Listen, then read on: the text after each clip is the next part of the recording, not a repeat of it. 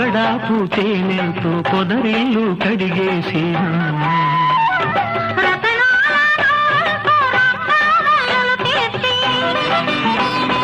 ఎదలో నా పీటేసి ఎదురొచ్చి కూర్చుంటే